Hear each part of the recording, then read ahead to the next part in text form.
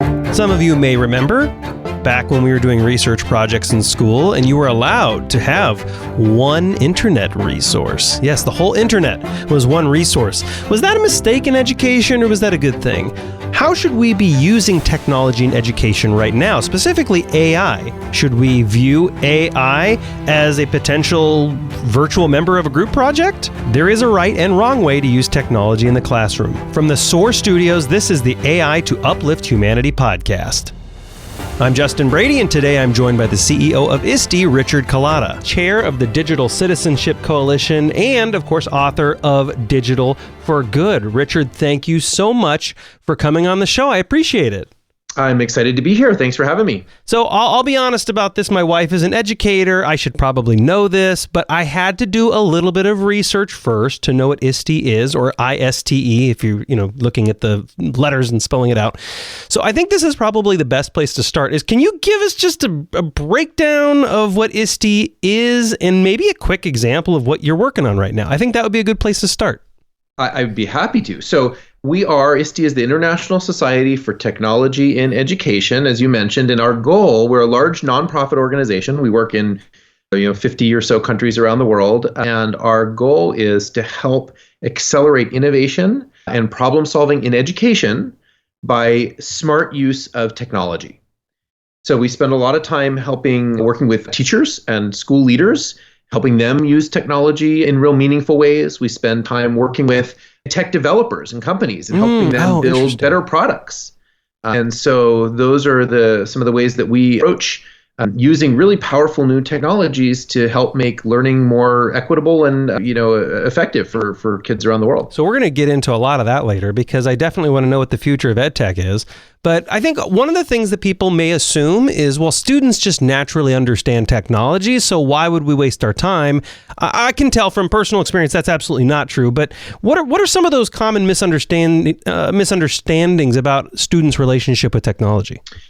Yeah, I think an important one is the misunderstanding that being facile with technology, right, by being fluent in technology, doesn't mean that you know how to use it well for learning. Right? Yeah. And the same goes true with teachers as well. It's interesting because a lot of people make the assumption that newer teachers or younger teachers who are kind of digital natives, if you subscribe to that kind of terminology, are better at using technology for learning. And that's often not the case, right? So what we have to help understand is just using technology without understanding the strategies. There's some real research-based strategies for how to use technology in ways that make learning more effective and more equitable. But if you just use technology without knowing those strategies, it actually doesn't help. And in fact, some cases it actually makes learning worse. Okay, so one of the things that blew my mind when I was working with some students is a lot of teachers. Not teachers, I should back up. A lot of people, it was a professional organization, it was a business organization. So a lot of the business people assumed, well, like you described, these students are using their smartphones all the time. They're doing all this cool stuff. They've got this figured out. And then we asked them to type a paragraph.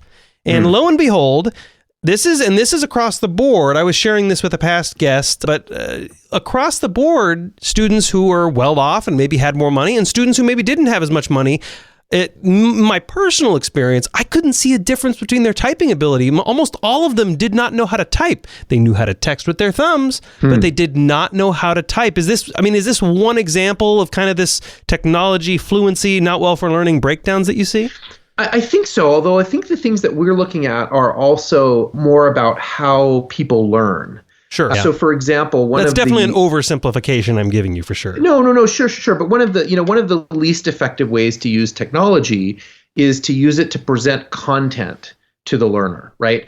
Here's a PowerPoint that I'm going to convert into a little slideshow and we're going to cycle through it, that sort of thing. Right. That's actually a very ineffective way to learn. The most, much more effective way to learn is to actually have opportunities where the learners can, problem solve and work together to figure out a solution to something or create their own content, really be their own content creators, right?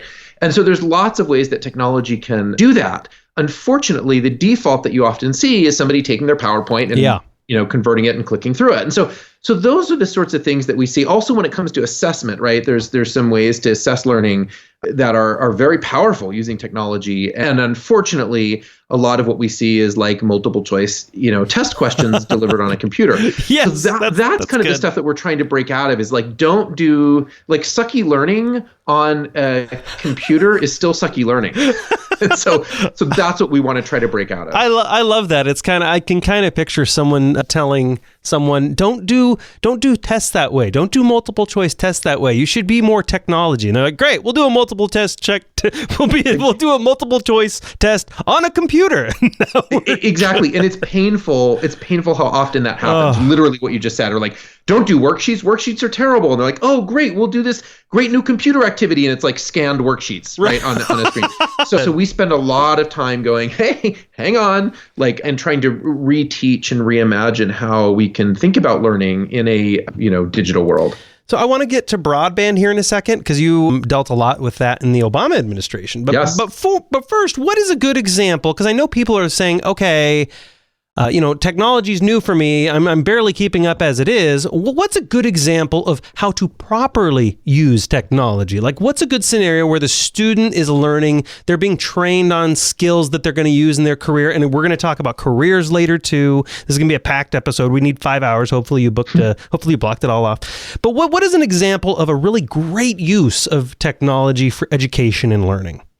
There are so many. I mean, the fact that I'm even going to try to pick one or two is going to be tricky. But I will say, I'm going to cheat a little bit. I just want to say to you first, our organization, Iste, has created something that we call the Iste Standards. And these are a set of guidelines, a set of examples for the types of ways to use technology that are really powerful for learning. And they're available for free. They're adopted by every state in the US. They're used all around the world. And so if you really want some examples, go and look up the Iste Standards. And we actually have videos of each of the standards that show what this looks like in practice. So I'll say that, first of all, in case people want to know more. But let me just give you two kind of quick examples. One of them is this idea of what we call knowledge constructor. And so imagine, in a traditional learning, traditional class, you might say something like, well, hey, memorize these different types of rocks, igneous and whatever type of rock that I can't even remember that I failed the test on, right? But a much more, more powerful way would be to use technology and say, go find examples of those rocks, identify them, take pictures of them, create a portfolio that shows these different rocks and the features in them that really help you identify what type of rock they are, right? So we've just made that from just sort of a rote memorization of something that has no context for the students into something that's like, oh, I'm finding things around my home or around my school. And so there's meaning associated with that. The key to effective learning is to have learning done in context. Yeah. And so that's an example of just a simple way to use technology that makes learning more powerful. Yeah, so, and again, I promised to get into the Obama administration thing in broadband, and we'll get there. But you brought up a good point, which I kind of want to. You brought up a really great example, which is instead of doing this report or sitting at a desk and doing rocks, go out there, take pictures, explore. Like, would AI in education, because I want to move to AI in education a little bit, but would a good example of using technology in education and training on that technology in the future workforce, is this like going out there and doing it with a computer vision application that can automatically detect it? So you're training the students that, look, right now and in the future, computers are going to do a lot of this routine stuff. Yeah, so I think this is I'm just warning you, this is going to get me riled up a little bit here. Well, that's what we're here for. One of my frustrations, and I'm getting to your question, I promise, but just go I believe for a second here. So one of my frustrations is that when people think about AI in education, they often want to talk about like some automated robot teacher that just answers everybody's questions. And there may be some interesting, in fact, there already are some really interesting ways that AI is being used in education, and we can talk about that. But we're missing the more important element of AI in education, and that is helping our students learn how to grow up in an AI-infused world. Right. In a world where they will be working on teams where not all members of their team are going to be human. Mm-hmm. Right? Yeah. In a world where they're going to have to make decisions about what work to delegate to AI and what decisions should remain uniquely human decisions, right? And these are all very real scenarios that we are not doing a good job of preparing our little humans for. And just to do a quick example of this, we were working with one of our project teams, and General Motors reached out to us and they said, "Hey, we have a problem. We can't hire the workforce that we need." And I said, "Great, but we don't really deal with workforce issues, so sorry, good luck." And they said, "No, yeah. You don't understand. We aren't able to hire the workforce that we need in 10 years." And I said, "What?" And they said, "Well, we're already looking 10 years out, and we can see the skills that need to be taught in school today in order to have the people that we will need to hire to work in our highly automated factories," right? Cars today are built by AI, and cars themselves are largely becoming AI, right? Yeah. And they're saying we're seeing the skills that are being taught in schools and know that we are not going to have the people that we need to hire to design or build these cars. And so that led to a fascinating collaboration between Iste, and IBM. And we actually created a curriculum, a series of activities for teachers and for students to help understand what are these challenging questions and skills that you need to be a successful human in an AI world. Right. And so, like, is that a good example then of just integrating AI and, like we talked about earlier, using computer vision to identify the rocks to make it a more simple process? Is it as simple as that, or is there more nuance that I'm missing?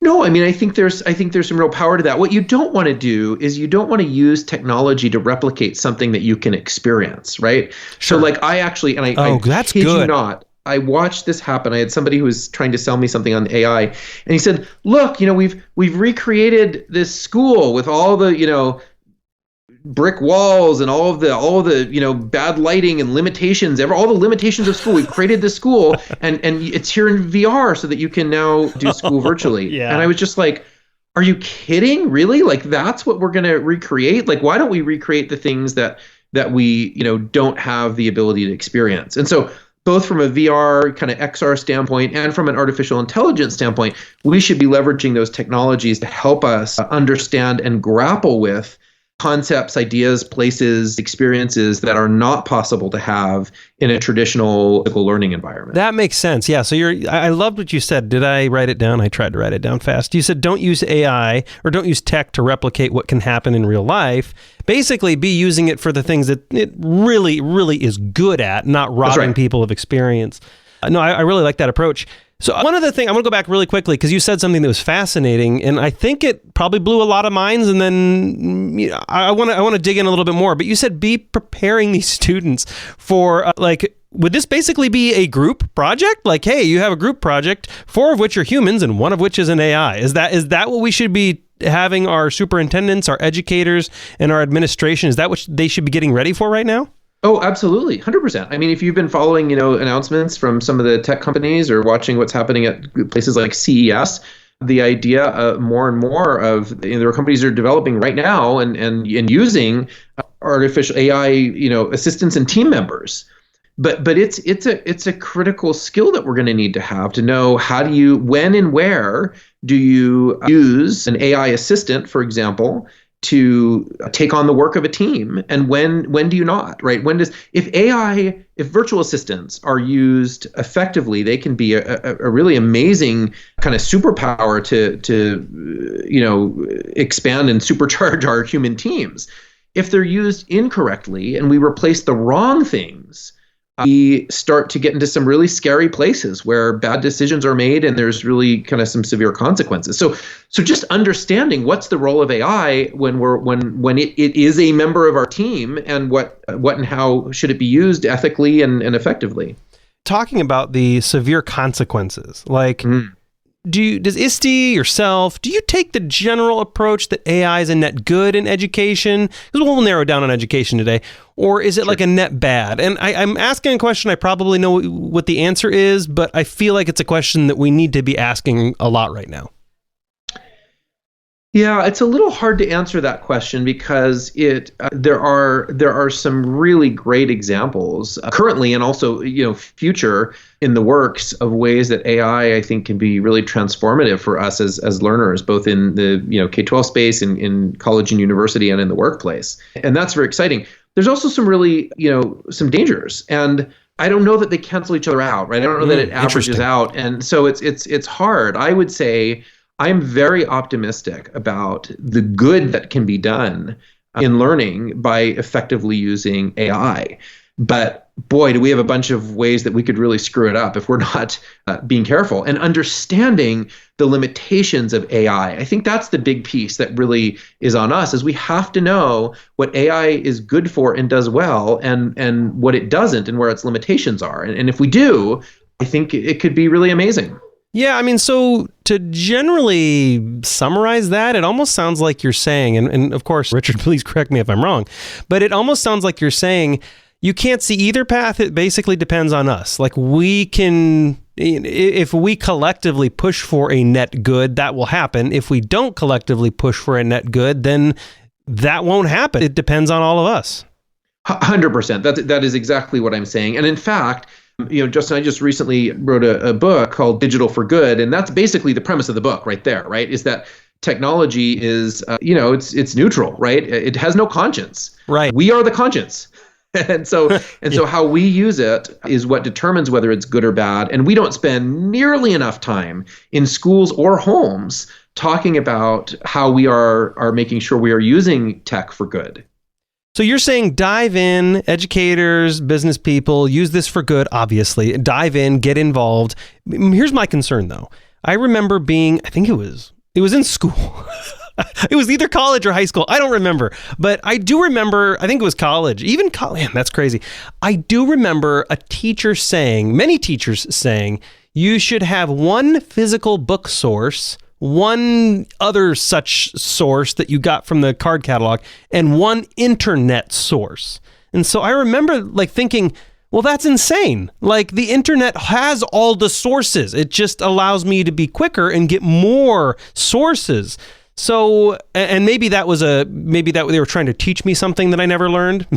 But assuming that was a mistake in education, are we making some similar mistakes in AI? Like, will teachers be more likely to say, no, you're not going to have an AI member because that will be easier for you and that will make less work, and this is about work? Like, are we going to see that kind of push and pull? Like some people are like, no, we should get AI involved now, and others are going to push back on that message?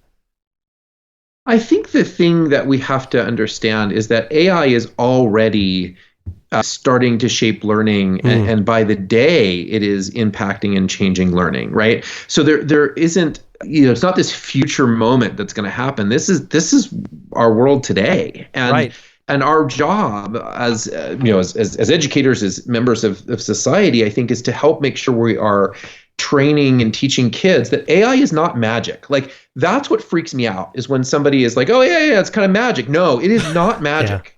Yeah. And what we need to know is what it really is. How does it work? What data does it need to inform it? And when we know those things, then it actually becomes fairly likely that we'll make good decisions about where and how to use it for our learning, for our future career. But when it's just magic and we don't understand where its limitations are, that's where we set ourselves up for problems. Right, absolutely. So I want to shift gears a little bit. I want to talk about the work you did in the Obama administration, and you were involved, again, in another thing here that was highly beneficial, but I'm guessing was probably more of a challenge than we realized. You were involved in getting U.S. schools broadband during the Obama administration. So what was that like, and what challenges did you encounter? Yeah, that was quite a project. We could probably have a whole podcast on the challenge. How much time do we have? Yeah, exactly. No, I mean, it was interesting. It started with the president, who was really committed to making a difference. At one point he said, I can walk into any Starbucks in the country and have free broadband Wi-Fi while I'm waiting online. And yet at the time, only about 12% of schools in the U.S. had access to broadband in the classroom. Just think about that. Right? Yeah, this wasn't that long ago. That's right? Crazy. I know. 12% of schools. Crazy. Maybe there was a computer lab somewhere. Maybe in the office they had internet, but the classrooms did not. The solution clearly was just to put more Starbucks in schools, Richard. Well, Or, I mean, come on. Or just have class in Starbucks. Yes, one or that's the solution. Get them hooked on caffeine earlier. Right. Yeah. So So after we filled all the Starbucks, we started to look around, and it was interesting because one of the problems is we just didn't have the data to know where the challenges were and what how do you talk about the cost of fixing something where you don't even know the sort of quantity of the problem. Right. And so we looked at some approaches. The traditional approach would be hire a team to go out and try to track all the broadband levels in schools across the country. And there's 15,000 school districts in the U.S. right? Like it's a huge number. And some people tried that. Actually, we had somebody who offered to give us information, and they'd call schools and they'd be like, hey, so how's the bandwidth there? And they'd be like, oh, it's slow. And they'd be like, all right, got it. Bandwidth is slow in this school. Like, how do you make a calculation on the resources that it takes to fix slow bandwidth in this school? Like, right. It just wasn't helpful. So I'll tell you what we ended up doing, working with a nonprofit organization as a kind of a public-private partnership. We created a school speed test. Like there was like the speed test that you use to see how much bandwidth you're actually getting. Yeah, absolutely. So we took one of those. And then we sort of mashed it up with the geolocation of all the schools because we know where the schools are, where their IP addresses are. And then we just said, hey, teachers, students, parents, anytime you're there in the school, just ping it, just ping the school network and tell us what the speed actually is. And anyway, within a matter of months, we actually had this great data collection of what schools actually had connectivity, what ones didn't. That's incredible. What they were paying for versus what they were getting for those that were doing it. And based on that, we were able to start an initiative to get some funding from the FCC and elsewhere to close the connectivity gap in schools. That's incredible. That's absolutely, and what a great solution, because the most elegant, the best, well, what's the word? Some of the best solutions are only really simple in retrospect. Because that is a difficult problem to, how do we even know who has access to fast broadband and who doesn't? That is a much more difficult problem than I think most people would realize. But setting up this speed test thing, you basically got this heat map of high performing, low performing areas quite quickly. Yes. And we knew actual numbers on that. So we could say, okay, based on this actual bandwidth, the connectivity that we have there, how much would it cost to get that up to the level that we were hoping for? And the cool part is that's what happened, right? It ended up, by the time the team, left office at the end of the Obama administration, we had, I'd say 100. The lawyers would say, we have to say 99.9% because there's some school on top of a rock somewhere that doesn't have broadband yet. But essentially every school in the country had broadband to the classroom. 15% to 100% or 99.99%. Lysol and public internet have the same effective rating. Yeah. So 15 to 99%, that's pretty incredible. That's really amazing. It was impressive to see the community come together around this. Right. A lot of people, once we were able to sort of quantify the problem and call it out, I think most people were shocked that it was so low. And then really we were able to rally around that. And when you get people together around data, like, amazing things happen. So you were also the Chief Innovation Officer for Rhode Island. I was. Was education and tech, was that a theme in that role as well? Yeah, we certainly was. We looked at a whole variety of other issues across the state, but tech and innovation were key. One area, just to give one quick example of that, we wanted to create the kind of next generation workforce and realized that we needed to be teaching computer science in schools. And, in Rhode Island, and by the way, it's my home state. I grew up in Rhode Island. And, we didn't have, I think Rhode Island was maybe the lowest in the country in terms of schools offering computer science. So we were starting, at a low bar there. And we used a kind of a non-traditional approach to get support for this. And in 18 months, we became the first state to have computer science taught in every K-12 school. Wow, that's amazing. Yeah. Wow, that's incredible. So, okay. What would be, because AI is the thing now, right? Like AI, I think even most general people with a general understanding of technology have a very broad understanding of what AI is, right? Like everybody gets it wrong. The other day I saw AI in this TV, and I'm like, AI is everything, and everything is AI, kind of. But I think generally people know it's a computer that, in a way, thinks for itself, right? But what's that next thing? Because AI kind of snuck up on us, and now we're like, oh, shoot, we should have had this in education earlier. We should have been training this earlier. Now we're kind of scrambling. What's that 20, 30-year out thing, that 20, 30-year out technology that maybe is off everyone's radar that at least administrators and educators should be planning around right now? Oh, wow. This, I laugh a little bit as you say this, and I look at a painting that I have here in my room of by an artist, Jean-Marc Coté, who did a painting of what he thought education was going to look like 100 years in the future, which would have been the year 2000. So he did it, at 1900, so year 2000. And it's this great picture of these kids with these headphone-looking things that are all connected into this big grinding machine. And there's a teacher over in the corner throwing books into it and grinding them up and coming down, I guess, into their headphones, and that's how they learn. Oh, I mean, that's kind of good. That's kind of Matrix. It's actually not that far off. Yeah. But it's funny. Anytime you ask me to predict, into the future, I kind of look at that picture and realize how hard that is to do. I think there are some things that we're going to be experiencing that are really, have the potential to be really transformational. I certainly think SAR and VR has some great potential and has the ability for us to layer meaning onto the world. I'm actually more excited about augmented reality and the future of that than I am about virtual reality. Yeah. Because I feel like the world can become so much more useful as a learning object if we can augment it with some additional information. Yeah, I 100% agree with you. I still am struggling to understand the true long-term value of virtual reality. And I know I say that, and people are like, what an idiot this guy is. Who'd they get to host this podcast? But I agree with you. Augmented reality does seem to have a lot of applications, especially if we can fit it into really thin profile technology. But I don't know if I see a bunch of people wearing bulky VR sets it almost cuts people off from each other in a way. Yeah. So I just, and maybe I'm wrong. So look, this is exactly why I'm excited about augmented reality. And the thing that we have learned, of course, that we've already seen is, when it first started, it was things like Google Glass, right? And it was still this thing that you had to wear.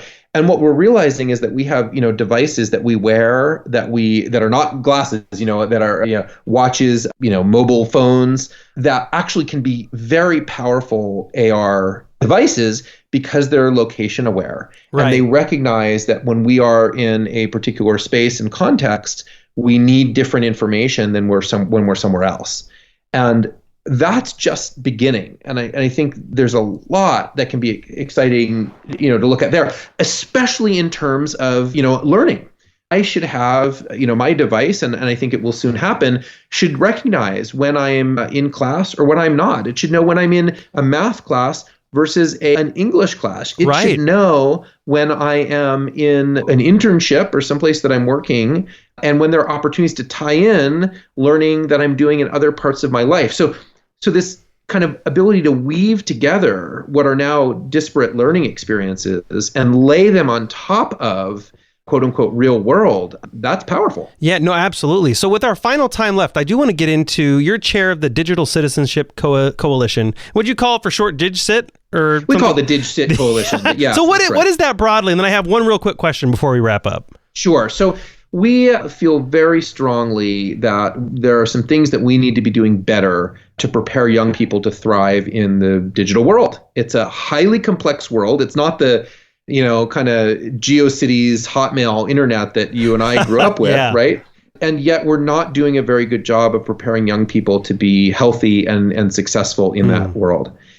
And so the coalition is a group of about 40 organizations, including some of the, top, social media platforms, school districts, TA and other parent-facing organizations that have come together and said, can we help align our messaging around the types of skills that we need to be teaching young people and how we can support them as, support organizations around them so that they can not just be safe online. I mean, being safe online is a pretty low bar. What we're really saying is how can they be amazingly awesome humans in virtual spaces. That is an interesting point you bring up, though, because we have heard about, I don't know the right word for this, but just a really dumb example of how to cheat like computer vision or AI, right? By wearing a mask or like changing your face a little bit so it can't track you, right? These are kind of silly examples, but are there things young people should be doing so that they're not being taken advantage of from the bad actors, the bad AIs, and the bad algorithms that people are setting up to take advantage of them? Absolutely. And I think those skills are precisely some of the things that we talk about and what our coalition is focused on. But a lot of them are not necessarily even technical skills. Some are, but some of it is just understanding, how to recognize information that has, a goal of manipulating you, or a service that has a goal of manipulating you, and what can you do about it? Right. But also I'm going to take it one step farther, and not just to say how to protect yourself, but how do we leverage the virtual space to make the world around us better? Right, to make it more inclusive, to engage more with our communities and our families. You're right, welcome. so it's yes, Pleasure. It's being defensive, and we need to teach some good defensive skills. But it's also, I want kids that grow up in a world where they know how to use technology to make amazing things happen and to make the world around them better. Right, absolutely. Richard Culatta, CEO of Iste, chair of the Digital Citizenship Coalition, and author of Digital for Good. Richard, I'm going to ask you really 3 quick link drops really quickly so people can reach out and connect. What is the best location for people to go to connect to Iste and what you're doing there? So just iste.org, ISTE.org is the best place to see what we're doing there. Okay, and Digital Citizenship Coalition, how do people tune into that? We have a website, which is DigCitCommit, all one word, digcitcommit.org, and jump in there and you can see what we're doing. And then if people want to buy the book, Digital for Good, which you all absolutely should, Richard, where can they get that link and buy it? Thanks for the plug. It's available at bookstores all around the country. You can certainly go to Amazon or Target, but also local bookstores are carrying it across the country. So consider supporting a local bookstore if you pick up the book. And I'll just say, just to add a quick thing to your plug, it's really designed to help be a conversation starter for families and creating a healthy technology culture in our homes. And so I hope you'll consider picking up a copy, if for nothing else, to just get some different types of conversations going in your homes that will lead the young people to really thriving and being amazing humans in the virtual world. Incredible. Thank you so. Yeah, I mean that's a really good way to end it. Absolutely, we're going to post all that stuff as well at soar.com. So make sure to go there if you didn't miss out. If you missed those links, they will all be there. Richard, thank you so much for being on the show and helping us uplift humanity.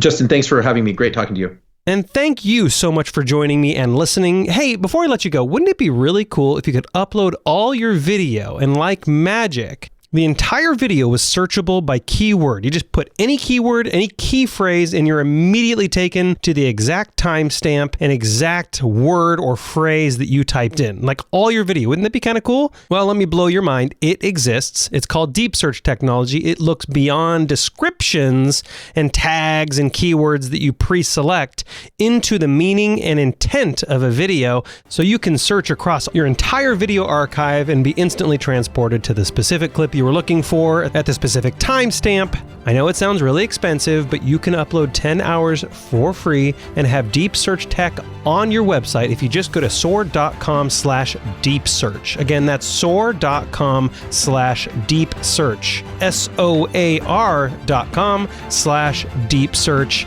And hey, thanks for listening today. This is the AI to Uplift Humanity podcast.